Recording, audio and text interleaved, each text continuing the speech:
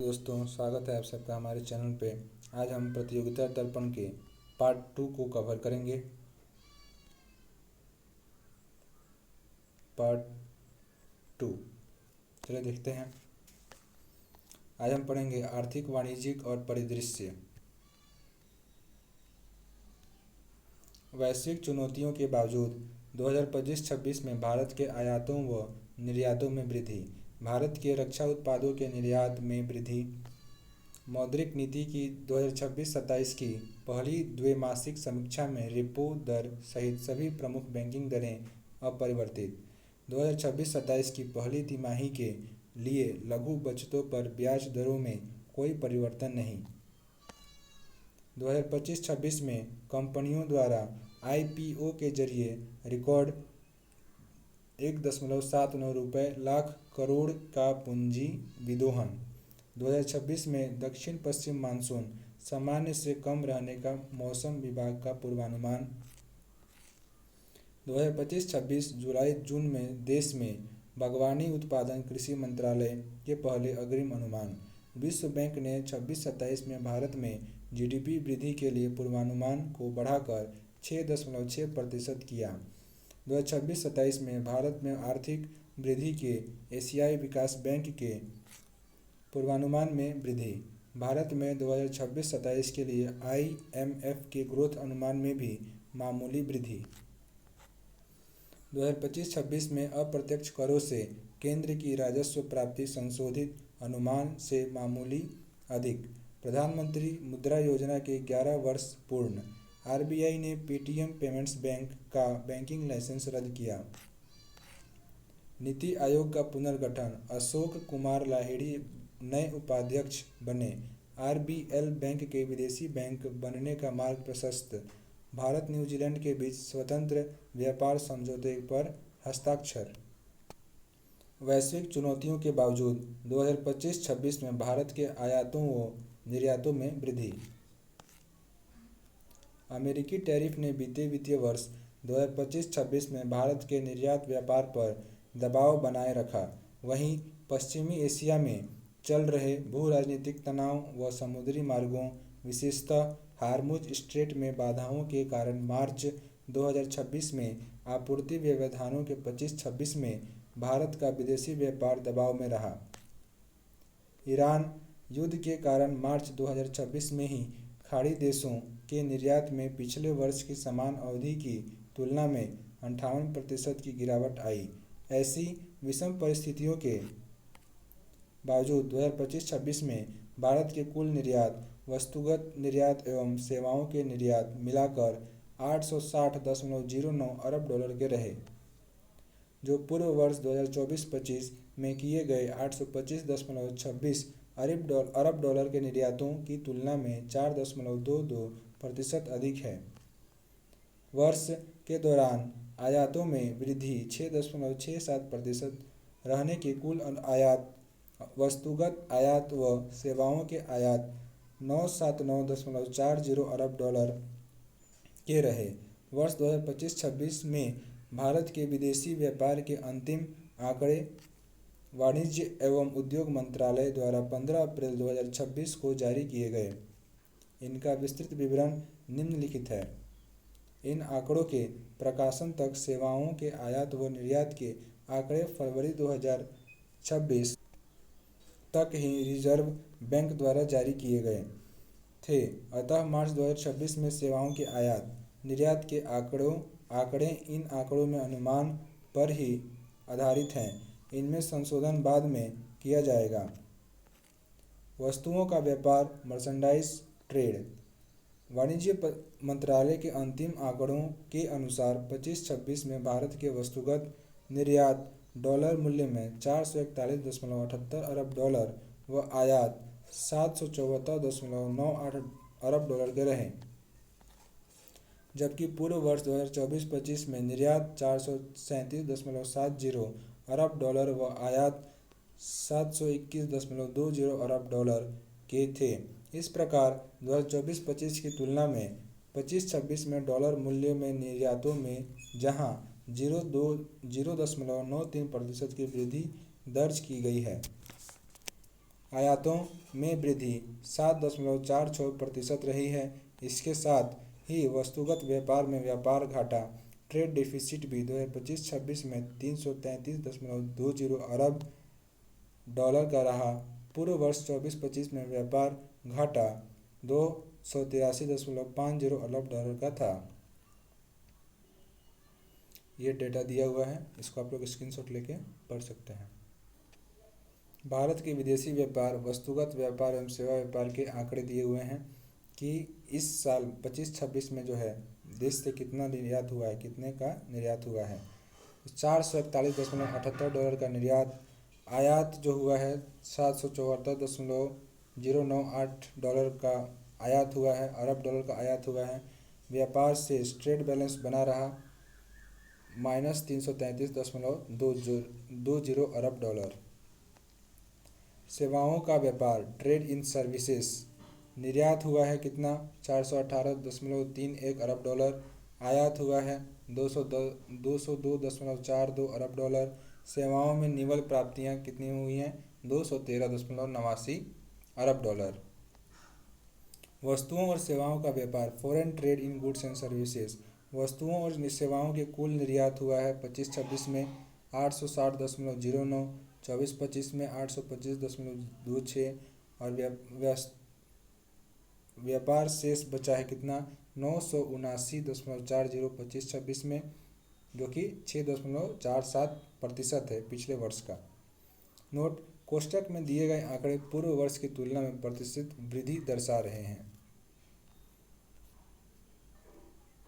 वस्तुगत निर्यातों में non petroleum निर्यात 2025-26 में 387.88 अरब डॉलर के थे, जो पूर्व वर्ष 2024-25 में 374.32 अरब डॉलर के थे।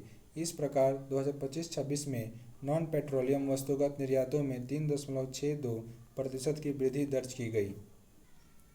सेवाओं का व्यापार ट्रेड इन सर्विसेज, अंतिम आंकड़ों के अनुसार 25-26 के दौरान भारत के सेवाओं के निर्यात 418.31 अरब डॉलर व आयात 202.42 अरब डॉलर के रहे हैं। इस प्रकार सेवाओं के विदेशी व्यापार में 213.89 अरब डॉलर का आधिक्य 2025-26 में प्राप्त किया गया है। पूर्व वर्ष 2024-25 में सेवाओं के व्यापार में भारत का आधिक्य 188.83 अरब डॉलर का था। वस्तुओं एवं सेवाओं का कुल व्यापार, वित्तीय वर्ष 2025-26 में भारत के समस्त निर्यात, वस्तुगत निर्यात प्लस सेवा निर्यात 860.09 अरब डॉलर के रहे हैं, जो पूर्व वर्ष 2024-25 में 825.26 अरब डॉलर के थे। इस प्रकार कुल निर्यातों में 2025-26 में वृद्धि 4.22% रही। वाणिज्य मंत्रालय के इन आंकड़ों के अनुसार 2025-26 में भारत के समस्त आयात, वस्तुगत आयात प्लस सेवाओं के आयात 979.40 अरब डॉलर के रहे हैं, जो पूर्व वर्ष 2024-25 में किए गए 919.92 अरब डॉलर के आयातों की तुलना में 6.67% अधिक हैं। वस्तुगत व्यापार व सेवाओं के व्यापार को शामिल करते हुए भारत का कुल व्यापार शेष 2025-26 के दौरान 119.31 अरब डॉलर का रहा है, जो पूर्व वर्ष 2024-25 में 94.66 अरब डॉलर था। विदेशी व्यापार के यह आंकड़े तालिका में व चित्र में दर्शाए गए हैं। भारत के रक्षा उत्पादों के निर्यात में वृद्धि। लंबे समय तक रक्षा उत्पादों के आयात पर पूर्णतः निर्भर रहे भारत ने अब इन उत्पादों के निर्यात की राह भी विगत वर्षों में पकड़ ली है तथा हाल ही के वर्षों में देश से रक्षा उत्पादों के निर्यातों में उत्तरोत्तर वृद्धि हो रही है। रक्षा मंत्रालय की 2 अप्रैल 2026 की एक विज्ञप्ति के अनुसार बीते वित्तीय वर्ष 2025-26 में देश से रक्षा उत्पादों का निर्यात 38,424 करोड़ तक जा पहुंचा, जो पूर्व वर्ष 2024-25 के किए गए 23,622 करोड़ के रक्षा उत्पाद निर्यात की तुलना में 62.66% अधिक है। रक्षा मंत्रालय की विज्ञप्ति के अनुसार 25-26 में रक्षा उत्पादों के कुल 38,434 करोड़ के निर्यात में रक्षा क्षेत्र के सार्वजनिक उपक्रमों defence public sector undertaking DPSUs का योगदान 21,071 करोड़ तथा निजी क्षेत्र की इकाइयों का योगदान 17,353 करोड़ का रहा। इस प्रकार 25-26 के दौरान देश से रक्षा उत्पादों के 38,424 करोड़ के कुल निर्यात में सार्वजनिक एवं निजी क्षेत्र की इकाइयों का योगदान क्रमशः 54.84% व 45.16% था। एक वर्ष पूर्व 24-25 में 23,622 करोड़ के रक्षा उत्पाद निर्यात में सार्वजनिक और निजी क्षेत्र की उत्पादन इकाइयों का योगदान क्रमशः 8,389 करोड़ व 15,233 करोड़ था। इस प्रकार सार्वजनिक क्षेत्र की इकाइयों के रक्षा उत्पाद निर्यात में 151% की वृद्धि 2025-26 में दर्ज की गई है। हाल ही के वर्षों में रक्षा उत्पादों के कुल निर्यात वित्तीय वर्ष और निर्यात करोड़ों में 2021-22 में निर्यात हुआ था 12,814 करोड़ रुपए, 22-23 में 15,918 करोड़ रुपए, 23-24 में 21,083 करोड़ रुपए, 24-25 में 23,622 करोड़ रुपए और 2025-26 में कुल निर्यात 38,424 करोड़ रुपए का हुआ है। रक्षा उत्पाद निर्यातों में इस वृद्धि के लिए रक्षा उत्पादन विभाग रक्षा निर्यातकों व अन्य सभी हितधारकों की सराहना करते हुए रक्षा मंत्री राजनाथ सिंह ने कहा है कि भारत रक्षा उपकरणों का वैश्विक विनिर्माण केंद्र बढ़ने की दिशा में तेजी से आगे बढ़ रहा है। उन्होंने कहा कि प्रधानमंत्री श्री नरेंद्र मोदी के प्रेरणादायक नेतृत्व में भारत रक्षा निर्यात में प्रभावशाली सफलता प्राप्त कर रहा है। मौद्रिक नीति की 26-27 की पहली द्वैमासिक समीक्षा में रेपो दर सहित सभी प्रमुख बैंकिंग दरें अपरिवर्तित रहीं। वित्तीय वर्ष 26-27 की मौद्रिक नीति की पहली द्वैमासिक समीक्षा के लिए भारतीय रिजर्व बैंक की मौद्रिक नीति समिति की बैठक 6 से 8 अप्रैल 2026 को हुई। मौद्रिक नीति समिति ने इस बार भी नीतिगत रेपो दर को 5.5% पर बनाए रखने का ही फैसला सर्वसम्मति से किया। इससे पूर्व दिसंबर 25 में रेपो दर में 0.25% बिंदु की कटौती के पश्चात फरवरी 2020 में रेपो दर को अपरिवर्तित रखा था। वर्तमान भू राजनीतिक स्थिति को देखते हुए बढ़ती हुई महंगाई के बीच अपने रुख को तटस्थ न्यूट्रल रखते हुए रेपो दर में कोई परिवर्तन मौद्रिक नीति समिति ने नहीं किया है, जिससे यह पूर्ववत 5.25% पर ही बरकरार है। रेपो दर में कोई परिवर्तन न किए जाने के कारण standing deposit facility SDF rate भी पूर्ववत 5.0%, बैंक दर 5.50% तथा सीमांत स्थायी सुविधा दर marginal standing facility MSF rate भी अपने पूर्व स्तर 5.5% पर बरकरार है। अन्य प्रमुख बैंकिंग दरों में रिवर्स रेपो दर 3.35%, नकद आरक्षण अनुपात 3.0% तथा सांविधिक तरलता अनुपात SLR 18.0% में भी कोई परिवर्तन अप्रैल 2026 की द्वैमासिक समीक्षा में नहीं किया गया है।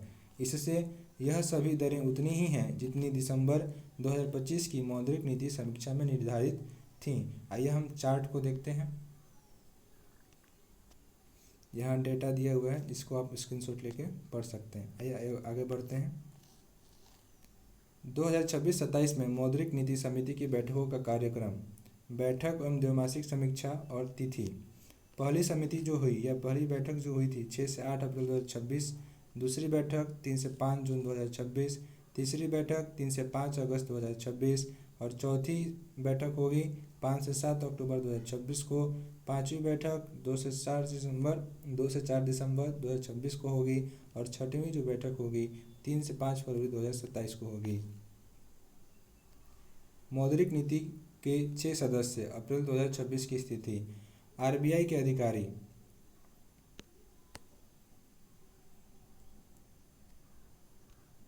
संजय मल्होत्रा गवर्नर, आरबीआई के गवर्नर है संजय मल्होत्रा, ये अध्यक्ष हैं। Poonam Gupta deputy governor, RBI मौद्रिक नीति संबंधी अधिकारी। इंद्रानील भट्टाचार्य कार्यकारी निदेशक, आरबीआई के। केंद्र सरकार द्वारा मनोनीत सदस्य। नागेश कुमार निदेशक, institute for studies in industrial development के निदेशक हैं नागेश कुमार। सौगत भट्टाचार्य अर्थशास्त्री हैं। और राम सिंह निदेशक, दिल्ली स्कूल ऑफ इकोनॉमिक्स के निदेशक हैं राम सिंह। ये सब लोग जो थे मौद्रिक नीति समिति के 6 सदस्य थे। अंतर्राष्ट्रीय बाजार में तेल व गैस के मूल्यों में हो रही वृद्धि व उसके परिणाम स्वरूप अन्य उत्पादों की बढ़ती हुई कीमतों के चलते तथा साथ ही जनवरी 2026 में मुद्रास्फीति 2.7% व फरवरी 2026 में 3.2% देखते हुए रिजर्व बैंक की मौद्रिक नीति समिति ने चालू वित्तीय वर्ष 2026-27 में मुद्रास्फीति की दर के अनुमान को बढ़ाकर 4.6% रहने का अनुमान व्यक्त किया है। 2026-27 की पहली तिमाही Q1 में यह 4.0% रहने का अनुमान है, जबकि 26-27 की दूसरी व तीसरी व चौथी तिमाहियों Q2, Q3 और Q4 26-27 में यह क्रमशः 4.4%, 5.2% व 4.7% रहने का अनुमान व्यक्त किया गया है। वित्तीय वर्ष 25-26 में देश के सकल घरेलू उत्पाद जीडीपी में वृद्धि 7.6%। दूसरे अग्रिम अनुमानित है। मौद्रिक नीति समिति का मानना है कि युद्ध की मौजूदा स्थिति तथा हॉर्मुज स्ट्रेट में रुकावट आदि को देखते हुए 26-27 में उत्पादन में रुकावटें रहेंगी। इन परिस्थितियों में 26-27 में जीडीपी वृद्धि 6.9% ही रहने का अनुमान व्यक्त किया गया है।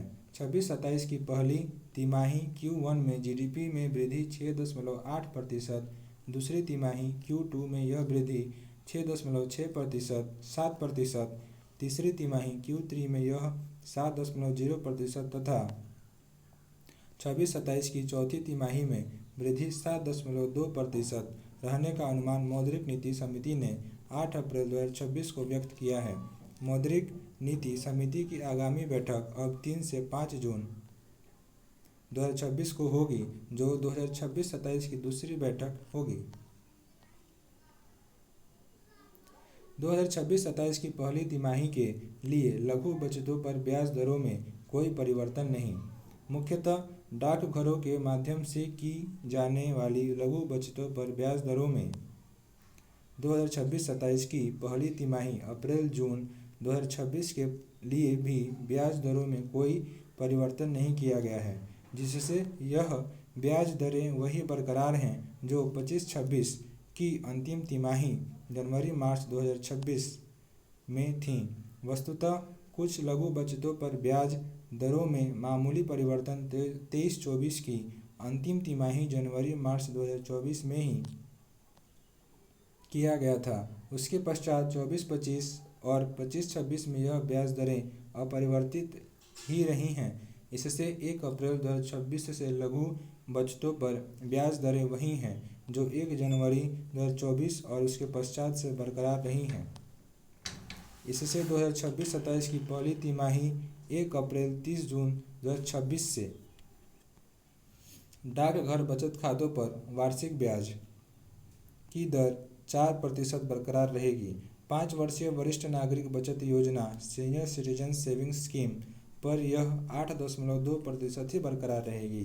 5 वर्षीय राष्ट्रीय बचत पत्रों नेशनल सेविंग्स सर्टिफिकेट्स पर देय ब्याज दर 7.7% तथा पब्लिक प्रोविडेंट फंड PPF पर देय ब्याज 7.1% रहेगी। 5 वर्षीय मासिक आय योजना मंथली इनकम स्कीम पर ब्याज दर 7.74% रहेगी। किसान विकास पत्रों पर देय ब्याज 7.5% रहेगी। किसान विकास पत्रों की परिपक्वता अवधि 115 माह रहेगी।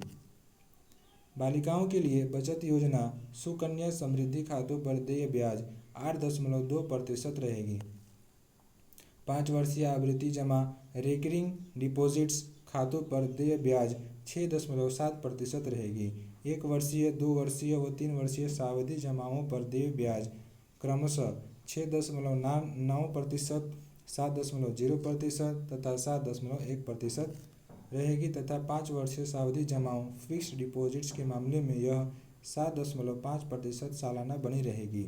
इन बचत योजनाओं पर ब्याज दरों की समीक्षा त्रैमासिक आधार पर सरकार द्वारा की जाती है। 2025-26 में कंपनियों द्वारा IPO के जरिए रिकॉर्ड 1.79 लाख करोड़ का पूंजी विदोहन। प्राथमिक बाजार से संबंधित एजेंसी प्राइम डेटाबेस के अनुसार बीते वित्तीय वर्ष 25-26 में IPO इनिशियल पब्लिक ऑफरिंग के जरिए रिकॉर्ड 1,78,963 करोड़ कंपनियों द्वारा भारत में जुटाए गए। यह रिकॉर्ड राशि 112 कंपनियों द्वारा IPO के जरिए जुटाई गई, जो पूर्व वर्ष 2024-25 में इस माध्यम से 78 कंपनियों द्वारा जुटाई गई 1,62,387 करोड़ की तुलना में 10% अधिक है। प्राइम डेटाबेस के अनुसार IPO के जरिए 25-26 में जुटाई गई पूंजी पूर्व वर्ष की तुलना में अधिक थी, किंतु 24-25 की तुलना में 25-26 में कंपनियों द्वारा जुटाया गया कुल public equity fund FPO QIP सहित 18% कम ही रहा है।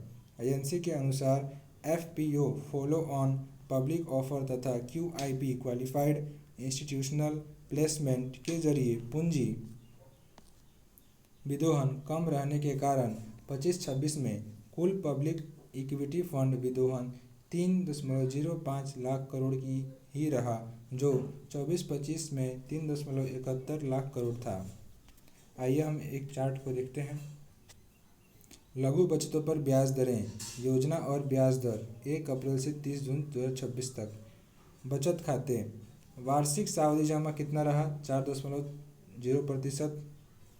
बचत खाते 4.0%, वार्षिक सावधिक जमा 6.9%, वार्षिक सावधि जमा 7.0%, वर्षीय सावधि जमा 7.1%, वर्षीय सावधि जमा 7.5%, वर्षीय आवर्ती जमा 6.7%, 5 वर्षीय 2 वर्षीय 3 वर्षीय 5 वर्षीय आवर्ती जमा। 5 वर्षीय वरिष्ठ नागरिक बचत योजना SCSS 8.2%, 5 वर्षीय मासिक आय योजना 7.4%, पब्लिक प्रोविडेंट फंड PPF 7.1%, किसान विकास पत्र KVP 7.5%। किसान विकास पत्र की परिपक्वता अवधि 115 माह रहेगी। सुकन्या समृद्धि योजना SSS 8.2%, राष्ट्रीय बचत पत्र NSC 7.7% रहा है। वर्ष 25-26 में देश में सबसे बड़ा IPO टाटा कैपिटल का 15,512 करोड़ का था, जबकि दूसरे स्थान पर 12,500 करोड़ का IPO HDB फाइनेंशियल सर्विसेज का व उसके पश्चात 11,605 करोड़ का IPO LG इलेक्ट्रॉनिक्स का था। 2026 में दक्षिण पश्चिम मानसून सामान्य से कम रहने का मौसम विभाग का पूर्वानुमान। चालू वर्ष 2025 में मानसून मौसम जून सितंबर के दौरान देश में दक्षिण पश्चिम मानसून साउथ वेस्ट मानसून के संबंध में पहले दीर्घकालिक पूर्वानुमान भारतीय मौसम विभाग IMD ने 13 अप्रैल 2025 को जारी किए। मौसम विभाग द्वारा अप्रैल के मध्य में जारी किए जाने वाले पहले चरण के पूर्वानुमान में पूरे देश के लिए दक्षिण पश्चिम मानसून के मात्रात्मक पूर्वानुमान जारी किए जाते हैं। देश के 4 क्षेत्रों उत्तर पश्चिम भारत, मध्य भारत, दक्षिणी प्रायद्वीप व उत्तर पूर्व भारत के अलग अलग अनुमान मौसम विभाग द्वारा दूसरे चरण में मई 2026 में जारी किए जाएंगे।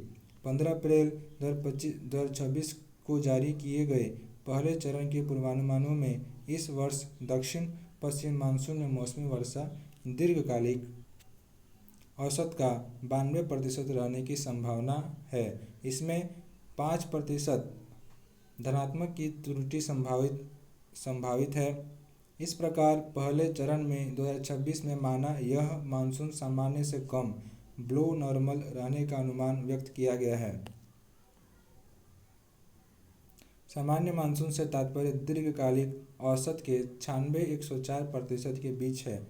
वर्षा का यह दीर्घकालिक औसत 886.6 मिलीमीटर 87 सेंटीमीटर है, जो कि 1971 से 2020 के दौरान प्राप्त की गई वर्षा का औसत है। इस वर्षा दीर्घकालिक औसत का 92% रहने का पूर्वानुमान मानसून मौसम में वर्षा सामान्य से कम रहने की संभावना दर्शाता है। इसमें मॉडल त्रुटि 5% है। पिछले वर्ष 25 में भी दक्षिण पश्चिम मानसून से वर्षा 93.72 सेंटीमीटर दर्ज की गई थी, जो सामान्य से अधिक रही थी। वर्ष 2026 में दक्षिण पश्चिम मानसून के संबंध में भारतीय मौसम विभाग के दूसरे दीर्घकालिक पूर्वानुमान मई 2026 के अंत में जारी किए जाएंगे।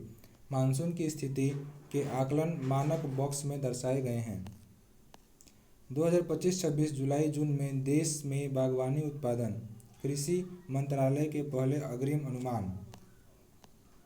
कृषि एवं किसान कल्याण मंत्रालय ने राज्यों व केंद्रशासित प्रदेशों व अन्य सरकारी एजेंसियों से प्राप्त जानकारी के आधार पर फसल वर्ष 25-26 में देश में बागवानी फसलों हॉर्टिकल्चर क्रॉप्स के अधीन क्षेत्र और इनके उत्पादन के पहले अग्रिम अनुमान मार्च 2026 में जारी किए।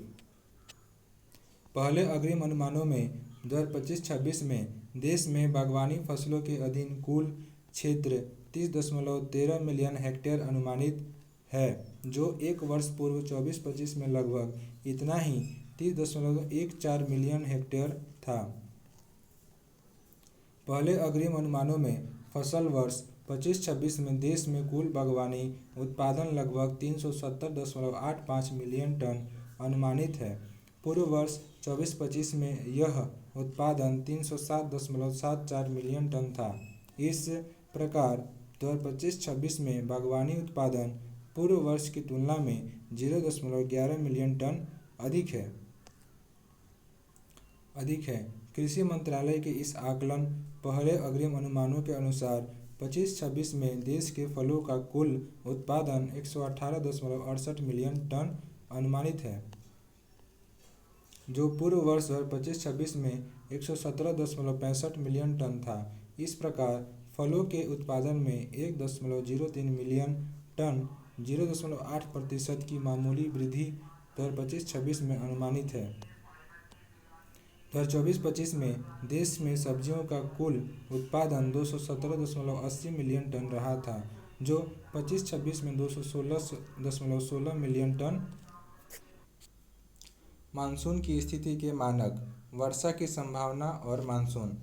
दीर्घकालिक औसत के 90% से कम मानसून जो है न्यून या डिफिशियंट मानसून होता है। दीर्घकालिक औसत के 90% से 95% सामान्य से कम मानसून होता है।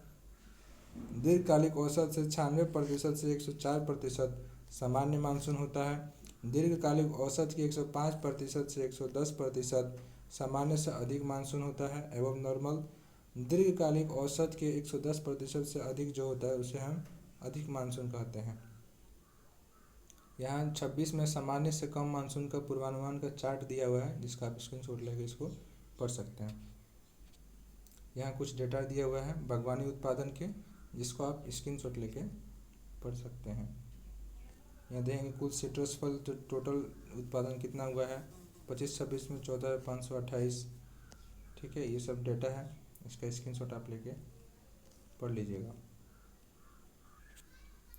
पहले अग्रिम अनुमानों में अनुमानित है। इस प्रकार सब्जियों के उत्पादन में मामूली गिरावट अनुमानित है।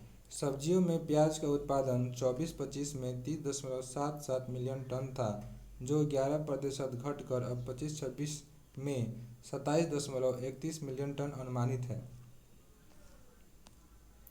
भारत में बागवानी फसलों के अधीन क्षेत्र और उत्पादन वर्ष क्षेत्र मिलियन हेक्टेयर में और कुल उत्पादन मिलियन टन में दिया हुआ है।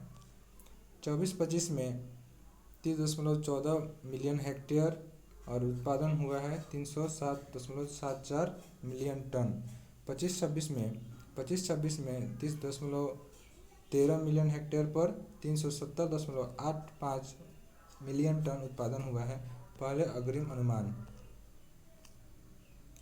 आलू का उत्पादन 24-25 में 58.57 मिलियन टन था, जो मामूली घटकर 25-26 में 58.45 मिलियन टन रहने का अनुमान है। टमाटर का उत्पादन 24-25 में 20.60 मिलियन टन से 10.19% बढ़कर 25-26 में 22.70 मिलियन टन अनुमानित है।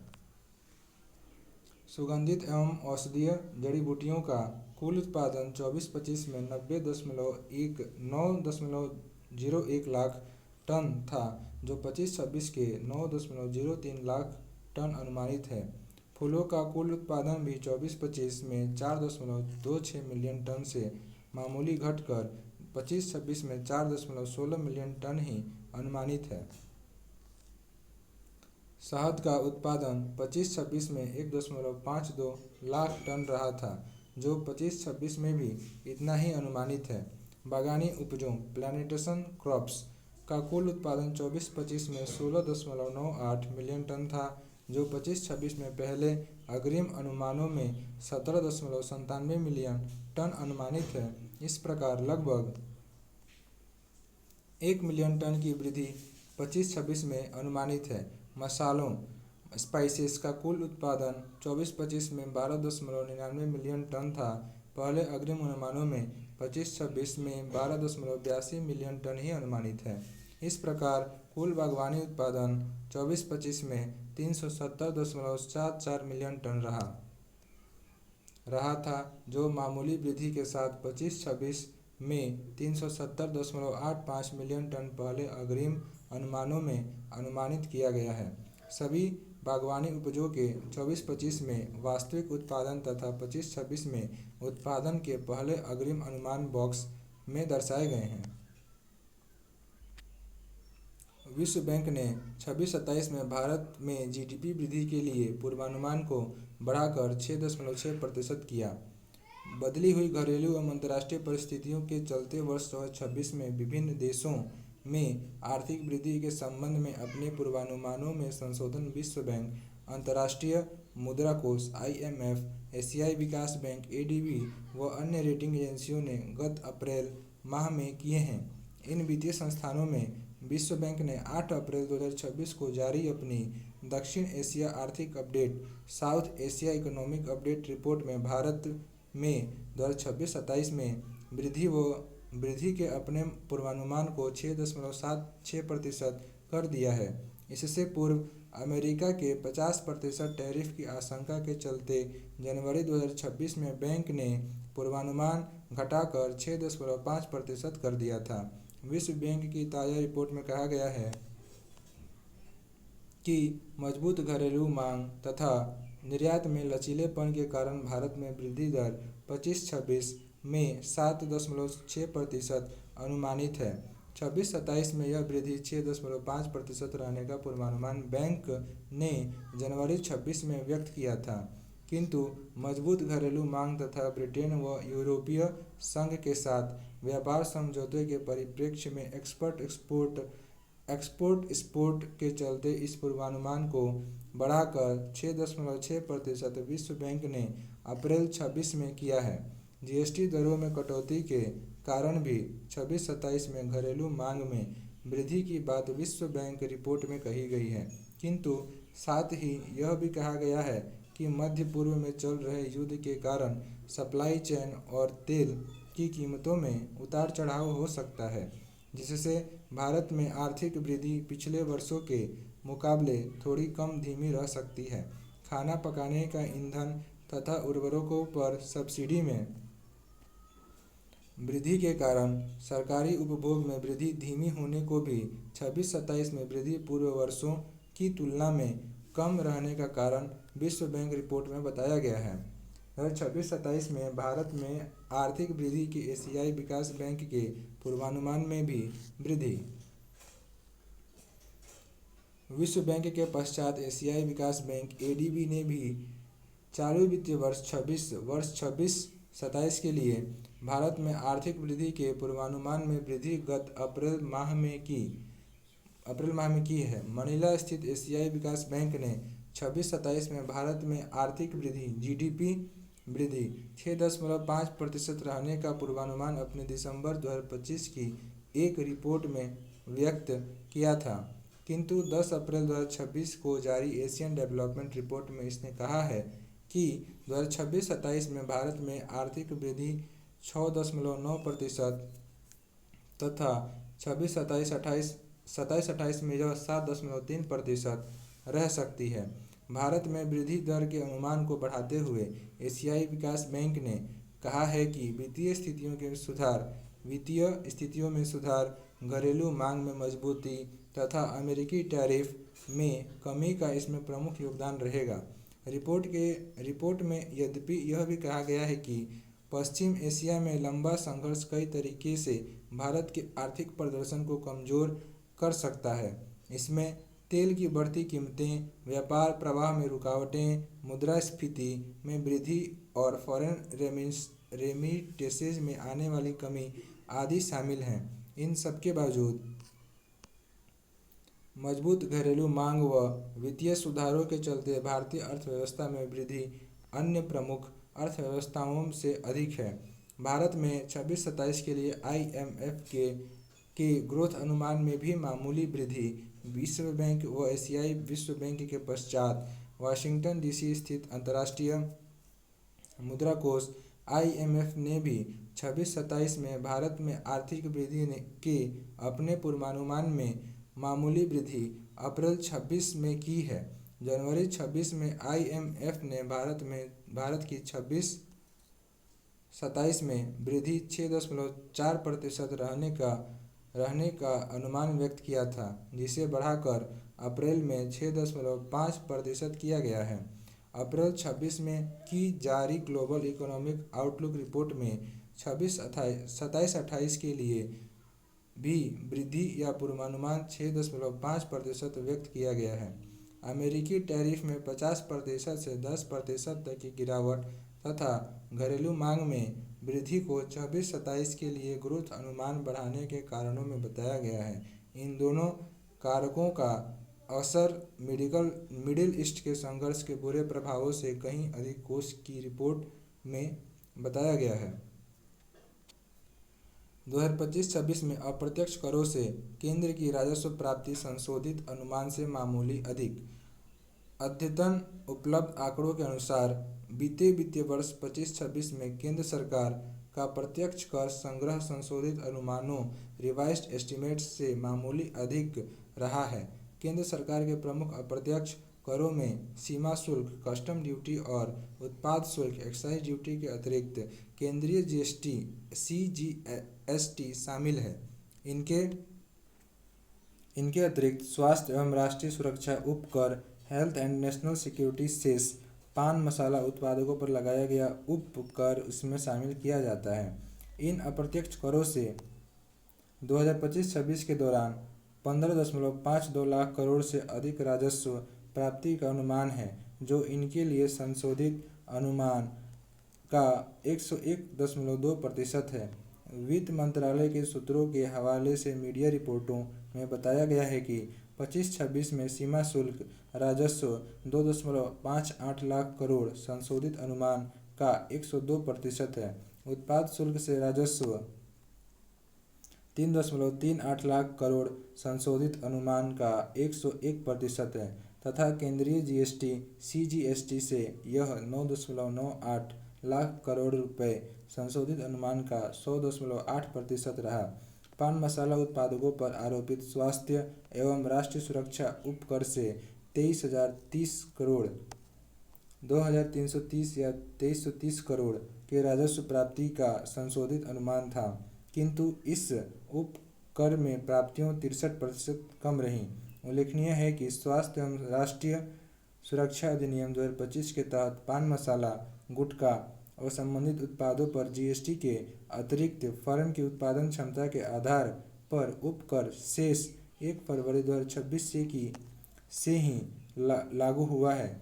चालू वित्तीय वर्ष 2026-27 में इस उपकर से 14,000 करोड़ के राजस्व प्राप्ति का लक्ष्य है। आइए हम एक चार्ट को देख लेते हैं। प्रधानमंत्री मुद्रा योजना के 11 वर्ष पूर्ण। लघु एवं सूक्ष्म उद्यमियों के वित्तीय सशक्तिकरण के उद्देश्य से 8 अप्रैल 2015 को प्रारंभ की गई प्रधानमंत्री मुद्रा योजना PMMY के 11 वर्ष 8 अप्रैल 2026 को पूर्ण हुए हैं। गैर वित्त पोषितों के वित्त पोषण, फंडिंग द अनफंडेड के प्रधानमंत्री के दृष्टिकोण के साथ शुरू की गई प्रधानमंत्री मुद्रा योजना उन छोटे उद्यमों को बिना किसी जमानत के ऋण उपलब्ध कराती है जिन्हें औपचारिक संस्थागत ऋण प्राप्त करने में गंभीर चुनौतियों और कठिनाइयों का सामना करना पड़ता है। गैर कॉरपोरेट व गैर कृषि आय अर्जित करने की गतिविधियों के लिए आसानी से बिना किसी जमानत के 20 लाख तक का ऋण इस योजना के तहत प्राप्त किया जा सकता है। योजना के 11 वर्ष पूर्ण होने पर वित्त मंत्रालय की 8 अप्रैल 2026 की एक विज्ञप्ति में बताया गया है कि 15-16 से 2025-26 तक 11 वर्षों की योजना अवधि में कुल मिलाकर 57.79 करोड़ ऋण विभिन्न लाभार्थियों को स्वीकृत किए गए, जिनमें मूल मिलाकर 40.07 लाख करोड़ की राशि ऋण के रूप में स्वीकृत की गई। विभिन्न वर्षों में स्वीकृत ऋणों की संख्या स्वीकृत ऋण चित्र में प्रदर्शित है। यहाँ ये चित्र दिया हुआ है, इसका आप स्क्रीनशॉट लेकर पढ़ सकते हैं। मुद्रा ऋण अब 4 श्रेणियों में प्रदान किए जाते हैं, अर्थात शिशु, किशोर, तरुण और नई जोड़ी गई श्रेणी तरुण प्लस। शिशु 50,000 तक के ऋण दिए जाते हैं। किशोर अवस्था में 50,000 से अधिक और 5 लाख तक के ऋण दिए जाते हैं। तरुण 5 लाख से अधिक और 10 लाख तक के ऋण दिए जाते हैं। तरुण प्लस में 10 लाख से 20 लाख तक के ऋण प्रदान किए जाते हैं। वित्त मंत्रालय की अधिसूचना विगत 11 वर्षों की अवधि में कुल स्वीकृत ऋणों में 74% ऋण शिशु श्रेणी में, 24% किशोर श्रेणी में और 2% ऋण तरुण श्रेणी में स्वीकृत किए गए थे। तरुण प्लस श्रेणी की घोषणा 24-25 के बजट में ही हुई थी तथा यह बढ़ी हुई सीमा 24 अक्टूबर 2024 को ही लागू हुई थी तथा इस श्रेणी में 0.004% ऋण मार्च 2026 तक स्वीकृत नहीं किए गए थे। मुद्रा योजना के तहत मार्च 2026 तक 11 वर्षों की अवधि में स्वीकृत ऋण राशि में से 32% राशि शिशु श्रेणी के ऋणों के तहत, 43% ऋण राशि किशोर श्रेणी के ऋणों के तहत, 25% राशि तरुण श्रेणी के ऋणों के तहत तथा 0.095% राशि तरुण प्लस श्रेणी में ऋणों के तहत स्वीकृत की गई थी। 2015-26 की 11 वर्षों की अवधि में मुद्रा योजना के तहत 51% ऋण खाते सामान्य श्रेणी के उपभोक्ताओं के जहां खोले गए, 27% अन्य पिछड़े वर्गों के, 16% अनुसूचित जाति के तथा 6% अनुसूचित जनजाति के लाभार्थियों को दिए गए। संदर्भित अवधि में कुल स्वीकृत ऋण राशि में से 66% ऋण राशि सामान्य श्रेणी के लाभार्थियों को, 20% अन्य पिछड़े जाति के, 10% अनुसूचित जाति के तथा 4% ऋण राशि अनुसूचित जनजाति के लाभार्थियों के लिए स्वीकृत की गई। मुद्रा योजना के तहत जमानत मुक्त ऋण विनिर्माणी, मैन्युफैक्चरिंग सेवाएं, सर्विसेज, व्यापार, ट्रेडिंग तथा मुर्गी पालन, डेयरी, मधुमक्खी पालन जैसी कृषि से संबंधित गतिविधियों के लिए दिए जाते हैं। प्रधानमंत्री मुद्रा योजना के अंतर्गत सूक्ष्म इकाइयों की ऋण सुरक्षा के लिए ऋण गारंटी कोष, credit guarantee fund for micro units CGFMU की स्थापना 2016 में की गई थी। वित्त मंत्रालय के अनुसार प्रधानमंत्री मुद्रा योजना के 11 गौरवशाली वर्षों का उत्सव भारत में मनाया जा रहा है। यह बैंकिंग रहित लोगों को बैंकिंग द अनबैंक्ड असुरक्षित लोगों को सुरक्षित करने, सिक्योरिंग द अनसिक्योर्ड तथा गैर वित्त पोषित लोगों को वित्त पोषित करने के लिए सरकार की प्रतिबद्धता की पुष्टि करता है, जिससे वित्तीय समावेश को बढ़ावा मिलता है। आरबीआई ने पेटीएम पेमेंट्स बैंक का बैंकिंग लाइसेंस रद्द किया। भारतीय रिजर्व बैंक ने निजी क्षेत्र के एक payment bank ATM payments bank limited Paytm payments bank limited PBBL का बैंकिंग लाइसेंस 24 अप्रैल 2026 को रद्द कर दिया है। रिजर्व बैंक के अनुसार पीपीबीएल का कामकाज इस तरह से था जो उसके जमाकर्ताओं के हित में नहीं था। रिजर्व बैंक के 24 अप्रैल 2026 के आदेश में कहा गया है कि आरबीआई ने बैंकिंग रेगुलेशन एक्ट 1949 के सेक्शन 22(4) के तहत पेटीएम पेमेंट्स बैंक को जारी किया गया बैंकिंग लाइसेंस रद्द कर दिया है, जो 24 अप्रैल 2026 को कारोबार बंद होने के समय से प्रभावी होगा। पेमेंट्स बैंक के लिए पेटीएम को लाइसेंस अगस्त 2015 से प्राप्त हुआ था तथा पेटीएम पेमेंट्स बैंक लिमिटेड के पेमेंट्स बैंक के रूप में काम मई 2017 से शुरू किया था। अनियमितताओं के चलते मार्च 2022 में ही आरबीआई ने नए ग्राहक जोड़ने के लिए इस पर रोक लगा दी थी। जनवरी 2024 व फरवरी 2024 में कुछ और प्रतिबंध इस पर लगाए गए थे। इनके तहत मौजूदा ग्राहकों के खातों में भी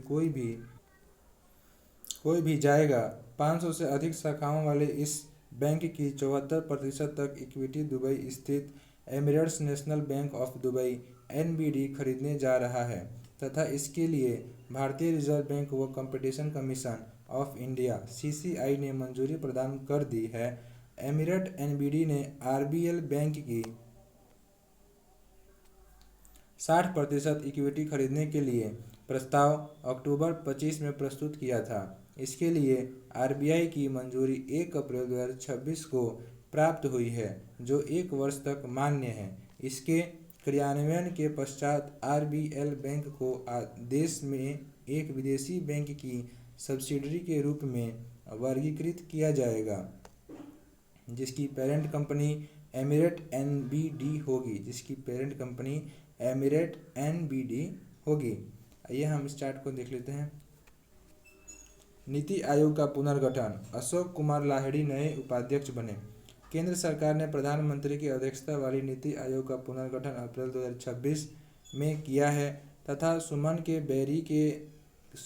बेरी के स्थान पर अशोक कुमार लाहिड़ी को इस थिंक टैंक का उपाध्यक्ष नियुक्त किया गया है। थिंक टैंक नीति आयोग को कहते हैं तथा आयोग में 4 नए पूर्णकालिक सदस्यों की नियुक्ति भी की है।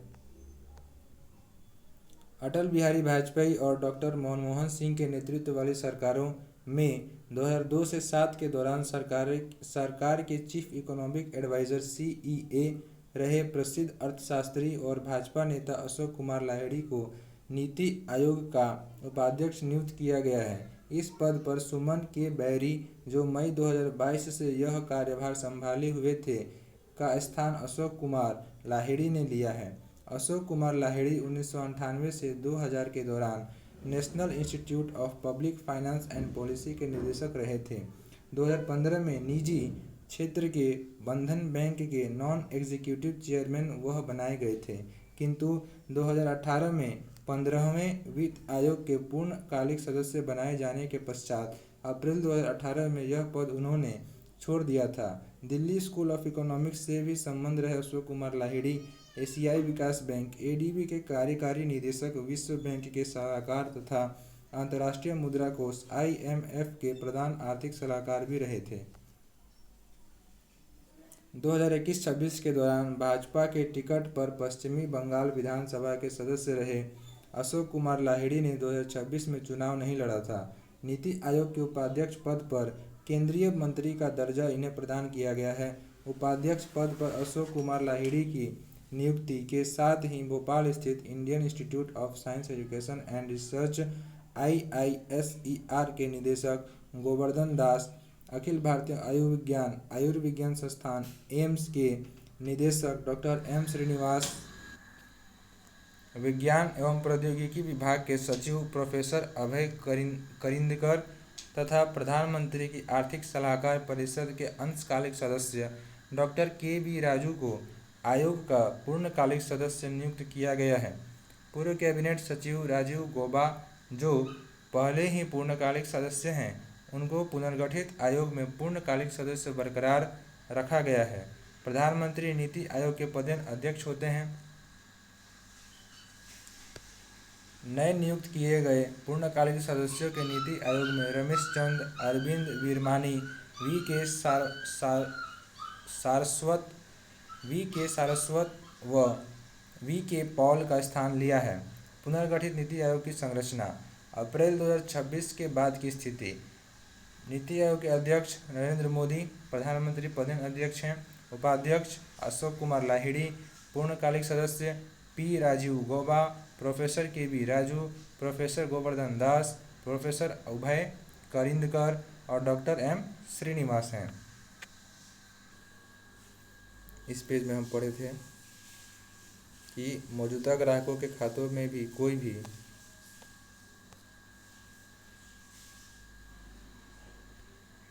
जमा स्वीकार करने पर रोक आरबीआई ने लगा दी थी। अनियमितताओं के चलते अंततः 24 अप्रैल को इसका बैंकिंग लाइसेंस ही आरबीआई ने रद्द कर दिया है। आरबीआई का मानना है कि पीपीबीएल के बैंकिंग कारोबार बंद होने के बावजूद इसके जमाकर्ताओं को कोई नुकसान नहीं होगा, क्योंकि इसके पास इतनी नकदी है जिससे जमाकर्ताओं का पूरा पैसा लौटाया जा सके। पेमेंट्स बैंक वाणिज्यिक बैंकों से भिन्न बैंक होते हैं जो सीमित बैंकिंग कारोबार कर सकते हैं। यह बैंक किसी तरह का ऋण प्रदान नहीं कर सकते तथा न ही क्रेडिट कार्ड जारी कर सकते हैं। ग्राहकों से अधिकतम 2 लाख तक की जमा ही यह स्वीकार कर सकते हैं। पेटीएम पेमेंट्स बैंक लिमिटेड का बैंकिंग लाइसेंस रद्द होने के पश्चात भारत में पेमेंट्स बैंकों में अब Airtel payments bank limited, Fino payments bank limited, Jio payments bank limited, India post payments bank तथा एनएसडीएल पेमेंट्स बैंक लिमिटेड ही कार्यरत हैं। आरबीएल बैंक के विदेशी बैंक बनने का मार्ग प्रशस्त। भारत में निजी क्षेत्र में वर्ष 1943 से कार्यरत वाणिज्यिक बैंक आरबीएल बैंक लिमिटेड अब शीघ्र ही एक विदेशी बैंक की श्रेणी में आ जाएगा। 500 से अधिक शाखाओं वाले इस बैंक की 74% तक इक्विटी दुबई स्थित Emirates national bank of Dubai खरीदने जा रहा है तथा इसके लिए भारतीय रिजर्व बैंक व competition commission of India (CCI) ने मंजूरी प्रदान कर दी है। एमिरेट एनबीडी ने आरबीएल बैंक की 60% इक्विटी खरीदने के लिए प्रस्ताव अक्टूबर 25 में प्रस्तुत किया था। इसके लिए आरबीआई की मंजूरी 1 अप्रैल 26 को प्राप्त हुई है, जो 1 वर्ष तक मान्य है। इसके क्रियान्वयन के पश्चात आरबीएल बैंक को देश में एक विदेशी बैंक की सब्सिडियरी के रूप में वर्गीकृत किया जाएगा, जिसकी पेरेंट कंपनी एमिरेट एनबीडी होगी। भारत न्यूजीलैंड के बीच स्वतंत्र व्यापार समझौते पर हस्ताक्षर। पश्चिम एशिया में तनाव व अमेरिका के नित्य प्रतिदिन बदल रहे टैरिफ के दौर में आर्थिक और वाणिज्यिक दृष्टि से उथल-पुथल का सामना कर रहे विश्व में जब अंतर्राष्ट्रीय व्यापार में नित्य नई बाधाएं उत्पन्न हो रही हैं, भारत और न्यूजीलैंड ने स्वतंत्र व्यापार समझौता फ्री ट्रेड एग्रीमेंट (FTA) संपन्न कर भारतीय निर्यातकों, किसानों, विद्यार्थियों, पेशेवरों के लिए नए अवसर सृजित किए हैं। 9 माह के भीतर 5 दौर की वार्ता के पश्चात 27 अप्रैल 2026 को हस्ताक्षरित इस समझौते से द्विपक्षीय व्यापार एवं निवेश में वृद्धि के साथ दोनों देशों के बीच आर्थिक संबंधों की शुरुआत भी होगी। यहाँ देख सकते हैं, समझौते पर हस्ताक्षर करते हुए वाणिज्य मंत्री पीयूष गोयल और न्यूजीलैंड के उनके समक्ष टॉड मैकले। आज के लिए इतना ही।